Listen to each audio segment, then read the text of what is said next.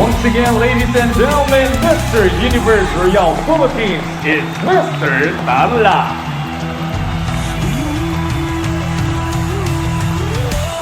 There you have it. Thank you everyone for watching. Good night and God bless us all.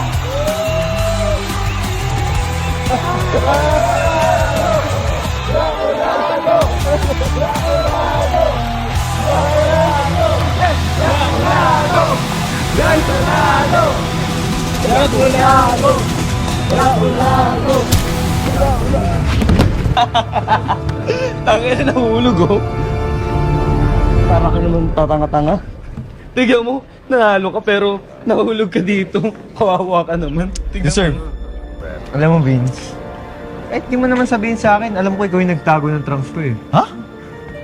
Ang tago. Pero huwag ka mag-alala. Sa atin lang yun ha, walang makakalabas.